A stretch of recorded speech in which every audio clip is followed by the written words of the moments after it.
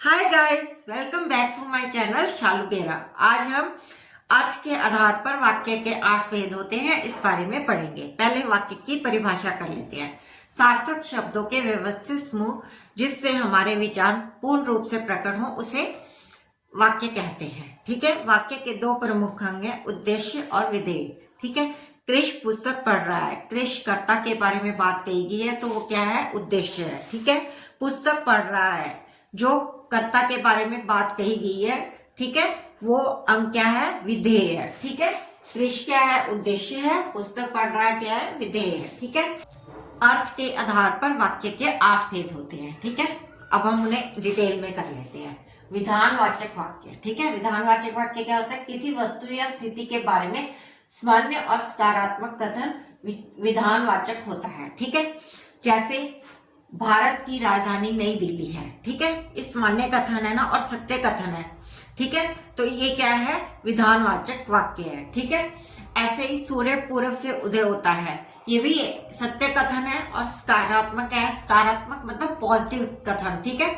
उन्हें क्या कहते हैं, विधानवाचक वाक्य। ठीक है। अध्यापक कक्षा में पढ़ा रहे हैं, ये भी सकारात्मक है ना वाक्य, तो इसे क्या कहेंगे, विधानवाचक वाक्य। ठीक है। निषेधवाचक वाक्य। ठीक है। नेगेटिव वाक्य को हम निषेधवाचक वाक्य कहते हैं। ठीक है। जिसमें नहीं या ना का प्रयोग होता है। ठीक है। कार्य या बात का ना होना दर्शाने वाले वाक्यों को क्या कहते हैं, निषेधवाचक वाक्य। ठीक है।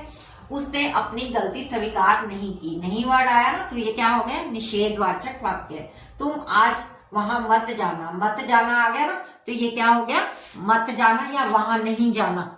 ठीक है। तो ये क्या हो गया, निषेधवाचक वाक्य। ठीक है। शोर ना करो, ना वर्ड आया ना, तो ये क्या हो गया, निषेधवाचक वाक्य। ठीक है। नेगेटिव सेंटेंस को हम क्या कहते हैं, निषेधवाचक वाक्य। जिसपे कोई प्रश्न पूछा गया हो या जिसपे कोई क्वेश्चन पूछा गया हो उसे प्रश्नवाचक वाक्य कहते हैं। जिन वाक्यों में कोई प्रश्न पूछा जाता है उन्हें प्रश्नवाचक वाक्य कहते हैं। ठीक है। यह काम किसने किया है। ठीक है। पूछ रहे हैं ना, किसने किया है, कौन है करने वाला। परीक्षा का परिणाम कब आएगा, किस दिन आएगा परीक्षा का परिणाम। ठीक है। कब आएगा, ये कब वर्ड आया, ये किया वर्ड आया। ठीक है। ये प्रश्नवाचक है। तुम पिताजी का कहना क्यों नहीं मानते, क्यों वर्ड आया। ठीक है। और क्वेश्चन मार्क भी लगा होता है। ठीक है। ये कौन से होते हैं, प्रश्नवाचक वाक्य।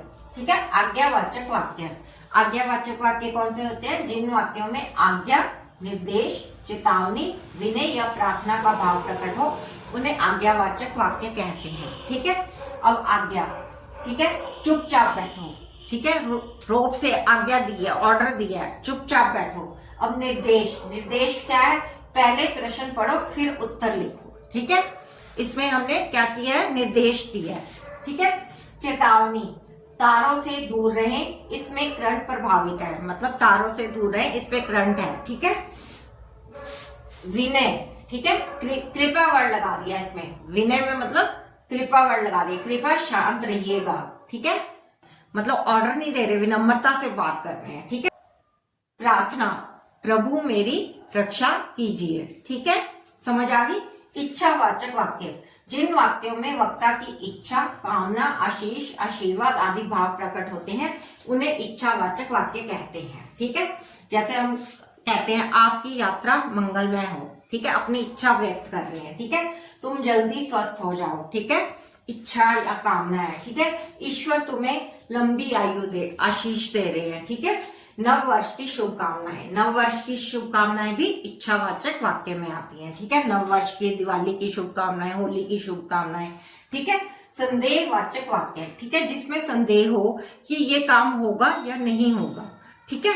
मतलब ये भविष्य काल के वाक्य होते हैं, मतलब इनके बारे में होता है कि शायद हो या ना हो। जैसे आज वर्षा होगी, हो भी सकती है, नहीं भी हो सकती। ठीक है ना।